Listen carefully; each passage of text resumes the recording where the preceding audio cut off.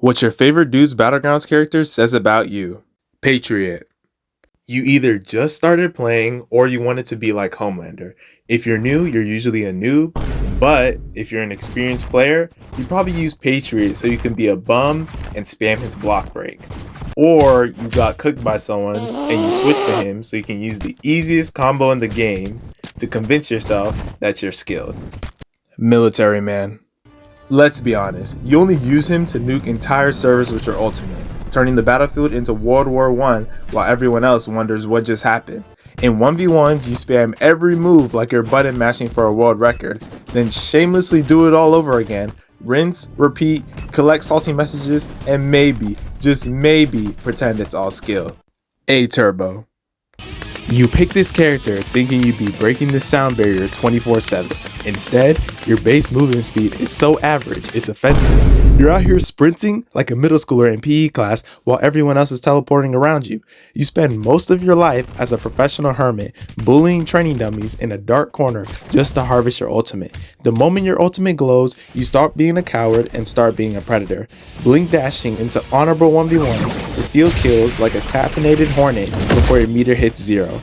Then the cycle of shame completes. As your bravado evaporates, you use every dash and teleport in your arsenal to put 3 zip codes between you and the consequences of your actions, tactically repositioning yourself all the way back to your favorite wooden dummy to start the grind again. StarBright. You're a rare breed these days, a surviving member of a species nearly driven to extinction by the Nerf hammer. But those of you who stayed are absolute sweats, who treat every 1v1 like you're auditioning for a professional esports league. You live for the solar vortex, throwing it out with the frequency of a spam bot, no matter the situation you're in. Once that ultimate finally pops, you lose all pretense of being a combo specialist and devolve into a Nova Star spammer, turning the arena into a seizure-inducing light show that says, I ran out of talent, so now I'm just an exploding sun. Honestly though, y'all right, mostly because we're just impressed that you're still playing a character that the developers clearly have a personal vendetta against. Dark Assassin. Seeing a casual player pick up this character is like spotting a unicorn in a grocery store. It just doesn't happen. Most newbies pick him up, realize his combos actually require a functioning frontal lobe and more than 2 brain cells to rub together, and immediately drop him after their lethal combo sequence ends in a clumsy trip and fall. On the flip side, the sweats who actually main him have clearly signed a blood pact to never touch the grass again. Fighting them is an exercise of pure misery. They spent so much time in the training lab that they don't see a character model, they just see frame data and a target. You aren't playing a game at that point. You're just a glorified practice dummy for someone who hasn't seen a UV ray since the last major update. It's unbearable to fight them because they don't just win. They perform a 12-step surgical procedure on your health bar while you're still trying to remember which button jumps. Chopper. You aren't playing this character for the character. You're playing for the sheer flex of showing off an exclusive character that costs you your soul to unlock.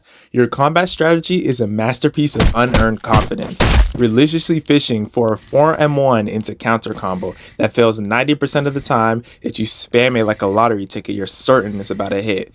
To carry your ego, you abuse that 2M1 range and ult to poke at people from another zip code, desperately sweat loading your way to a high kill streak, because you know that if you lose while using a prestige character, the embarrassment might actually be fatal. Peak. You either pick this character because you're a total tryhard or you saw the name Peak and genuinely thought he'd live up to the hype.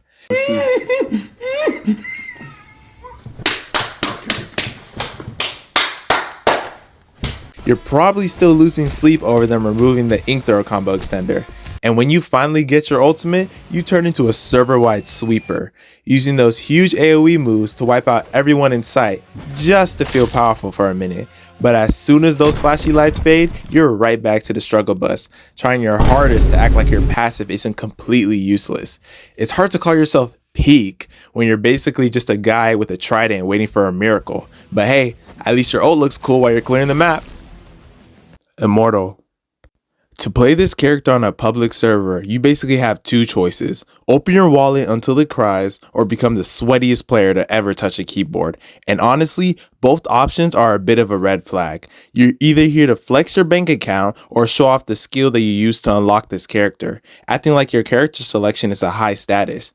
If you're a top ranked player, you probably have an annoying habit of calling Immortal mid just to sound humble. But let's be real, you just sound goofy. Calling Immortal mid while using a character that plays itself is like winning a race on a motorcycle and complaining that people on bikes are too slow. Most of you are absolute tryhards, but it barely even matters because your kid is so broken that even a toddler could win with it. Between a base moveset that does all the work for you and an ultimate that's basically a press to win button, you're out here playing on creative mode while everyone else is playing a survival game. Vicky. Maining this character isn't a playstyle, it's a full-time commitment to living in a fantasy world. You genuinely believe you're maining a top-tier threat, but in reality, you're just a resident of Delusion City. To cope with being irrelevant, you spent hours in the lab inventing super secret techs, trying to convince the rest of the lobby that your character has a hidden meta, when really, you're just doing basic moves with extra steps.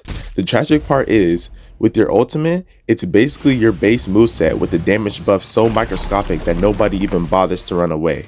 Instead of fearing you, people wonder why your aura changed for a 2% power increase. You're usually the chillest person in the lobby, but that main character energy that you bring to a D tier kid is what truly sets you apart. ThunderFront. If you play this character, whether you're a day one rookie or a seasoned veteran, you probably deserve a one-way ticket to the Shadow Realm. Let's be honest, you didn't pick them for the lore or the cool design, you picked them because the second that passive kicks in, you become a ghost that nobody can touch. You spend your entire fight hiding behind a do not disturb move, spamming Lapis Pulse every time someone as much as breathes in your direction. You're also the undisputed king of Toxic Gamer Starter Pack. There's nothing you love more than hunting down a total newbie, someone who literally just installed the game and is trying to figure out how to jump, and then treating your victory like you just won the world championships. You'll drop every toxic emote in Chatbind in the book on a player who hasn't even learned how to block yet, all while acting like your untouchable passive makes you a god. You aren't outplaying people, you're just playing a high-speed game of you can't catch me while the game does 90% of the work for you. Webshooter. Listen, you only main this character because you've either got a Spider-Man complex or you're delusional enough to think that his base kit isn't absolute garbage.